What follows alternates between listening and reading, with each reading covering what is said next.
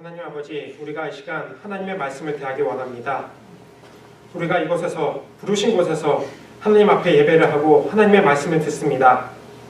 이곳에 성령을 내려주시고 이 자리가 성령으로 가득 넘치게 하여 주시옵소서. 아멘. 우리가 하나님 말씀을 집중하고 하나님의 음성을 듣는 귀한 역사가 일어날 수 있도록 주님께서 인도하여 주시옵소서. 아멘. 이 모든 말씀 주님께 맡기며 예수님의 이름으로 기도드렸습니다. 아멘. 할렐루야. 아멘. 대강절 셋째 주 구주 강림을 기다리며 이 부르신 이 자리에 예배하러 오신 여러분들을 환영합니다. 아멘. 설교 일정이 잡히고 우리 아가페 교인분들께 어떤 말씀을 전해야 할까 고민을 했습니다. 성전 건축에 관한 말씀을 나눌지, 아니면 교회력에 따라서 교회력에 따른 말씀을 나눌지, 그것도 아니면 제가 평소에 가장 좋아하던 구절을 나눠서 여러분과 은혜를 나눌지 고민을 했습니다. 그러다가 기도 중에 저는 이번 학기 제가 공부하면서 하나님께서 제게 가장 큰 위로를 주신 말씀을 가지고 여러분과 은혜를 나누기로 결정을 했습니다. 아멘. 그래서 오늘은 여러분과 구약 성경에서 가장 첫 번째로 나오는 선지자인 엘리야의 이야기를 가지고 여러분과 은혜를 나누려고 합니다. 제가 보기에 기독교인이 된다는 것은 그렇게 쉬운 일이 아닙니다. 이것은 하나의 기나긴 모험과 같은 것이죠. 왜냐하면 기독교인이 가는 길은 하나님의 진리를 향한 길이기 때문입니다. 아멘. 그리고 이 길은 세상이 우리에게 가르쳐주는 그 길과 다른 길이기 때문입니다. 그렇게 우리는 이 하나님께 가는 이 여정 속에서 많은 시련과 풍파, 유혹, 장애물들을 만나게 됩니다. 그래서 이 길이 만약 너무 쉽기만 하다면 그것은 오히려 이상한 것일지도 모릅니다. 그래서 우리는 이렇게 신앙생활을 같이 하다 보면 우리는 종종 깨닫습니다. 우리가 힘들고 어느 순간 번아웃 됐다는 사실을 말이죠. 여러분도 힘드시죠? 저야 앞으로 나가야 할 직업이 그렇다니까 하나님께 열정을 갖고 충성을 다하려고 노력을 하지만 여러분들은 세상 밖에 나가가 더럽고 치사하게 돈도 벌고 새벽같이 나가 열심히 일도 하시고 그럼에도 불구하고 이 교회에 대한 열정을 끝까지 잊지 않으시는 여러분들을 보면 이것은 기적에 가까운 일입니다. 자기가 쉬어야 할 시간에도 하나님에 대한 사랑을 잊지 않고 새벽 기도도 나오시고 또 각자 은사를 통해 교회에 헌신하는 여러분들을 보면 저는 여러분들에 대한 존경의 마음이 저절로 우러나옵니다. 제 친구들과 얘기해보면 한국교회의 이러한 열정은 타의 추종을 불허합니다. 그러기에 우리가 서로 동료하면서 서로의 마음속에서 존경심을 품고 서로 자극도 받으면서 그러기에 하나님께서 어쩌면 오늘 이 공동체로 우리를 불러주셨는지도 모릅니다. 하지만 우리는 인간에게 교회 생활을 하다 보면 서로 지치고 낙담할 때가 있습니다. 때로는 어려운 시험이 닥칠 때도 있죠. 저는 사실 이것도 어쩌면 우리가 하나님께로 가는 그 여정의 일부라고 생각합니다.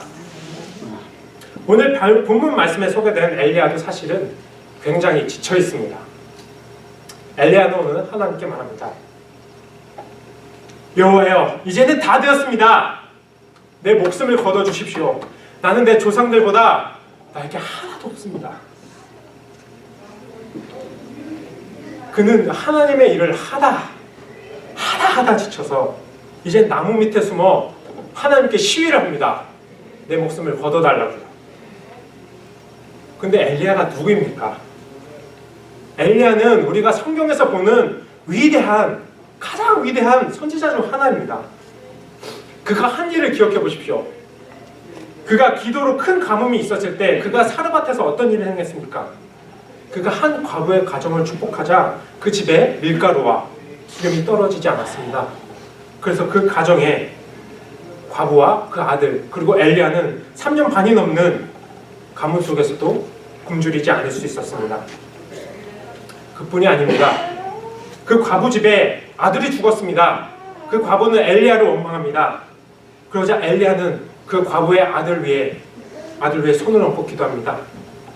네, 하나님 여호와여, 이 아이가 다시 살아나게 해주십시오.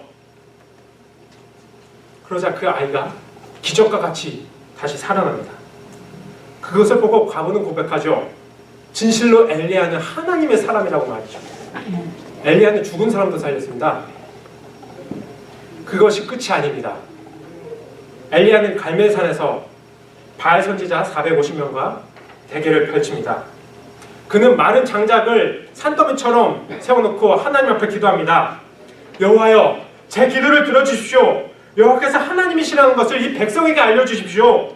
주님이야말로 이 백성을 주께로 돌아오게 하시는 분이란 걸 알게 하십시오. 이 기도가 끝나자 갑자기 하늘에서 불이 떨어집니다. 그러자 그 불은 마른 재물과 장작, 그리고 둘레, 돌, 흙, 그뿐 아니라 돌에 물까지 태웁니다. 그리고 엘리야는 이 전투에서 바알 선지자들을 모두 죽이고 이 백성들에게 하나님께로 돌아오라고 외칩니다. 이를 통해 봤을 때 엘리야는 진실로 하나님의 사람이었습니다. 그는 하나님의 은혜로 살았고 하나님은 엘리야의 간절한 기도를 들어주셨습니다. 하나님은 그의 입술을 통해 하나님의 말씀을 선포하셨고 그의 여정을 통해 많은 하나님의 은혜와 기적을 보이셨습니다. 그런데 오늘 본문에서 엘리야는, 이렇게 강력했던 선지자 엘리야는 하나님께 빕니다. 주님, 역하십니다. 매장을 거둬주십시오. 저는 이제 더 이상 못 하겠습니다. 그렇게 강력했던 선지자가 이제 나무 밑에서 시위를 합니다. 죽여달라고.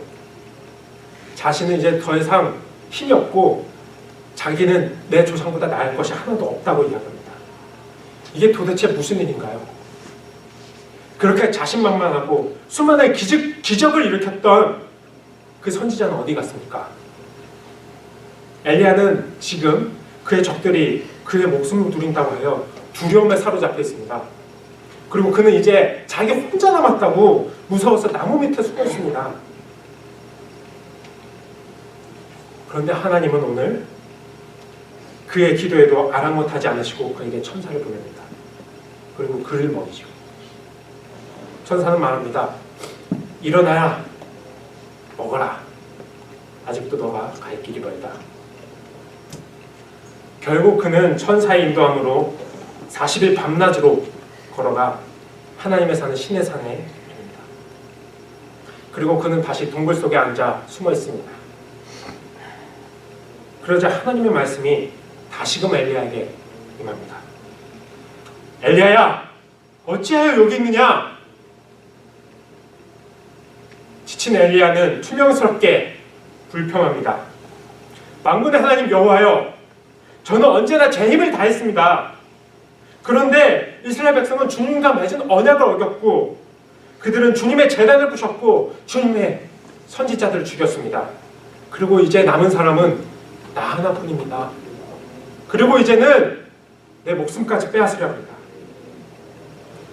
엘리야는 하나님의 인도하심으로 신의 산까지 오고 나서도 그의 잔을 거둬달라고, 그는 지쳤다고 하나님에게 애걸복걸합니다.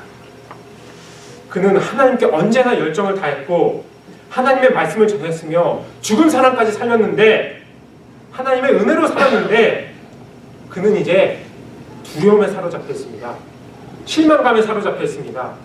그리고 자기 혼자 남아 아무도 자신을 알아주지 않는다고 절망감에 빠져 있습니다. 놀랍게도 그렇게 강력했던 선지자 엘리야는 그렇게 많은 하나님의 은혜를 체험하고도 이제는 지쳐서 절망과 두려움에 빠져 있습니다. 어쩌면 우리가 가고 있는 이 신앙의 여정 속에서 엘리야와 비슷한 경험을 겪기도 합니다. 여러분, 미국으로 처음 건너오셨을 때 기억이 나나요? 저는 그 일이 엊그제같이 생생합니다. 두려움 반, 기대 반, 새로운 곳에서 인생을 새 출발한다는 그 느낌으로 이곳에 오지 않으셨나요?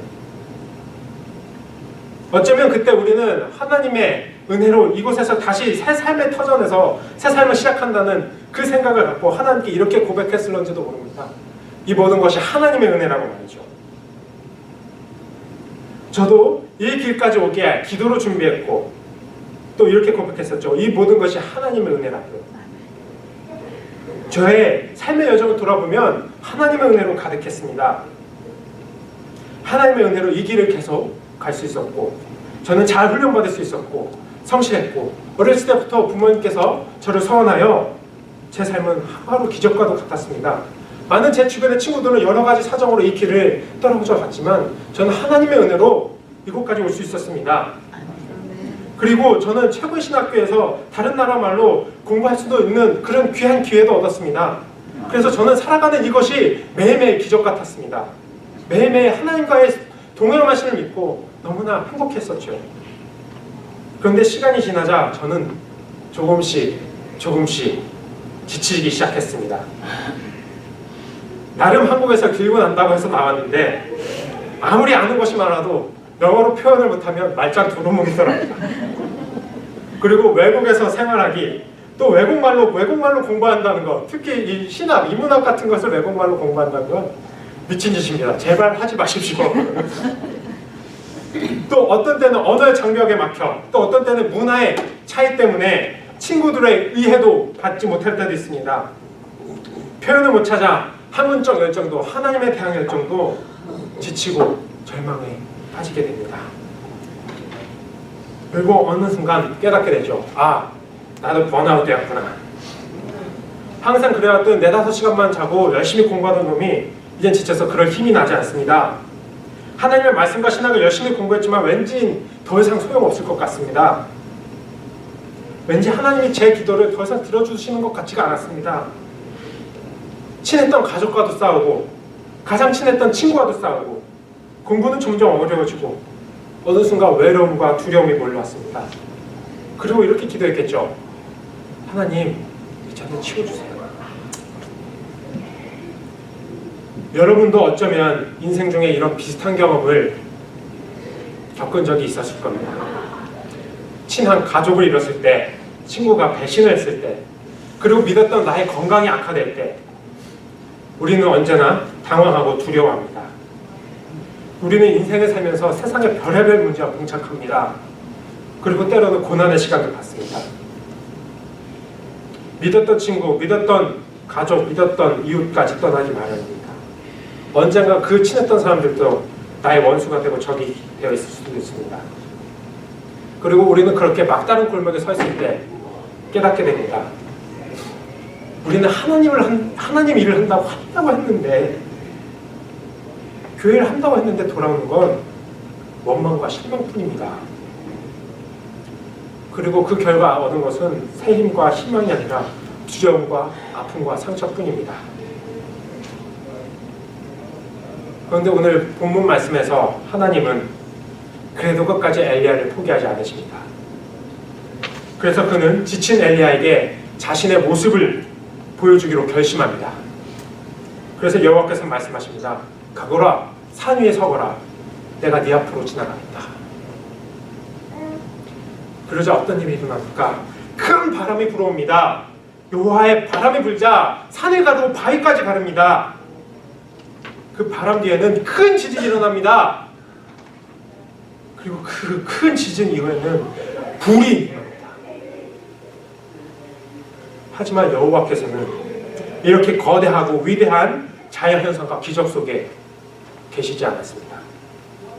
엘리야는 이 많은 기적들을 체험했고 또 그러한 기이한 현상을 바로 눈앞에서 봤지만 엘리야는 이 앞에서 하나님의 모습을 볼 수가 없었습니다.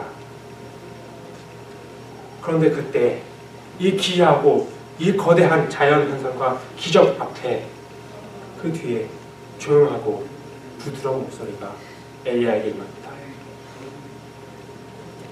그제서야 엘리야는 무언가를 깨닫고 하나님의 면전에서 자신의 목숨을 부지하기 위해 얼굴을 가립니다.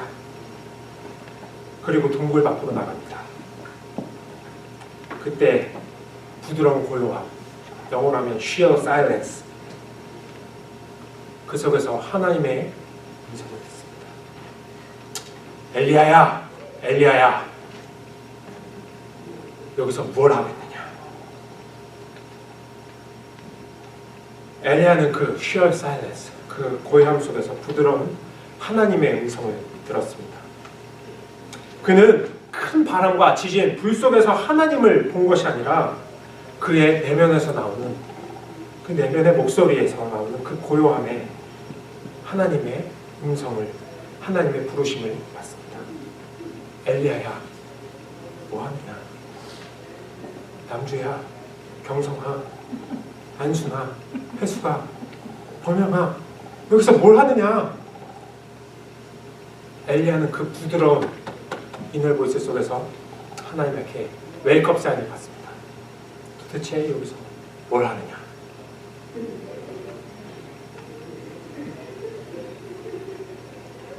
우리는 때때로 시험에 들고 힘든 시간을 보냅니다. 지치고 낙담해서 더 이상 일어설 힘이 없을 때도 있습니다. 그리고 도망치고 싶을 때도 있습니다. 모든 걸 다 내려놓고 말이죠. 어떻게 사람이 안 지치겠습니까? 우리는 한다고 해서 최선을 다했는데 알아주는 사람 하나 없고 나 혼자 난리 법석 치는 것 같습니다. 모두에게 버림받은 것 같습니다. 오늘 엘리야도 더 이상 나갈 힘이 없을 만큼 더 이상 다 내려놓고 도망치고 싶을 만큼 지쳤습니다. 그는 더 이상 하나님의 선지자, 하나님의 사람에게 포기하고 싶습니다. 하나님은 그에게 많은 기적과 은혜를 베풀었음에도 그거 다 과거 이야기입니다. 왜 그렇게 엘리야는 하나님에게로부터 도망을 가려고 할까요? 어쩌면 엘리야는 외적인 결과에 주변 사람들에게 여전히 너무 연연했는지도 모릅니다. 그는 그렇게 하나님께 열성을 다하고 최선을 다했지만 그는 외적인 결과 때문에 실망을 합니다. 그리고 오늘 하나님은 그에게 위로의 말씀을 합니다. 외적인 결과도 중요하지만 그게 다가 아니라고 하나님은 엘리야에게 속삭입니다. 오늘 말씀에서 큰 바람과 큰 지진, 큰 불 속에서도 엘리야는 하나님을 못 찾습니다. 그런데 그는 그의 마음속에서 하나님의 이 모든 만물의 근원됨을 깨닫습니다. 오늘 하나님이 임재한 곳은 그 큰 기적과 이적의 현상이 아닙니다. 엘리야는 고요하고 외로운 마음, 그 외롭고 상처받고 지친 마음, 그곳에 하나님의 마음이 임합니다. 하나님의 말씀이 임합니다. 하나님이 오늘 신경 쓰시는 것은 그 기대하고 꿈 같은 이야기가 아닙니다. 자연 현상이나 기적이 아닙니다. 엘리야에게처럼 오늘 하나님께서 우리에게 임하시는 그 하나님의 성령의 말씀은 엘리야의 지치고 상한 그 마음을 합니다. 오늘 모든 것을 잃은 것 같은 그때 하나님은 저에게도 말씀하셨습니다. 희준아, 너 여기서 뭘 하느냐? 뭐 하고 있어 임마? 일어나. 내가 너에게 새 힘을 주겠다. 아직 갈 길이 멀다. 일어나 가거라. 나 홀로 외롭고 지쳐서 쓰러져 있을 때 하나님은 우리에게 위로의 말씀, 새 힘의 언약을 주십니다. 저는 오늘 여러분도 엘리야처럼 고요함 속에 부드럽게 들려오는 하나님의 음성을 듣기를 원합니다. 물론 우리는 공동체 속에서 함께 일합니다. 하나님은 공동체를 통해 일하십니다. 하지만 하나님의 음성은 고요하게 우리 마음속에서 부드럽게 나올 때가 있습니다. 그래서 여호와께서도 그렇게 많은 사역을 하시고도 지치고 힘들었는데도 사역을 마치고 홀로 산에 들어가 산에서 홀로 기도하셨습니다. 그래서 모세, 엘리야, 예레미야, 사도 요한, 세례 요한, 그 많은 선지자들도 하나님께서 광야로 부르셨습니다. 그들은 그 고독한 광야에서 하나님을 만납니다. 그곳에서 하나님께서 주시는 그 내면의 목소리를 듣습니다. 여러분, 지치셨나요? 죽고 싶습니까? 다 내려놓고 도망치고 싶습니까? 어쩌면 여러분이 지치셨기에 하나님께서 여러분을 사랑하시기에 여러분을 외딴 광야로 불러주셨는 건지도 모릅니다. 많은 선지자들은 광야에서 외롭게 하나님을 만났습니다. 오늘 엘리야는 하나님 음성을 듣고 끝까지 불평합니다. 하나님, 저 이거 못한다니까요. 저 혼자 남았다니까요. 그만 실래요. 도망칠래요. 그런데 그는 오늘 하나님의 내면에서 들려오는 그 하나님의 음성을 듣고 여전히 불평하고 핑계를 대지만 다시 한번 일어서서 하나님의 말씀대로 다마스커스로 향합니다. 그리고 그곳에서 하사에게 왕이 기름을 붓고 그의 자리를 물려주려 죽으러 왔던 광야를 떠나 엘리사에게 기름을 부어주러 갑니다. 지치고 낙담하고 떠나고 싶은 여러분이 지치셨다면 이제 고요함 속에 기도할 때입니다. 더 이상 못 가시겠다고요? 어쩌면 이제 다시 하나님과 씨름할 때일런지도 모릅니다. 홀로 남아 아무도 이해를 못하죠. 광야에 홀로 서 있는 것 같다고요? 그러면 이제 여러분 내면에서 외치는 하나님의 부르심에 귀를 기울일 때입니다. 하나님은 오늘도 여전히 하나님은 오늘도 여러분을 애타게 찾고 계십니다. 부르고 계십니다. 여기서 뭘 하느냐? 왜 여기서 못 부리고 있어? 일어나 걸어. 아직도 할 일이 있다. Hear the word of the Lord. 지치신 여러분, 하나님의 말씀에 귀를 기울이십시오. 그리고 고요함 속에 하나님의 말씀을 들으십시오.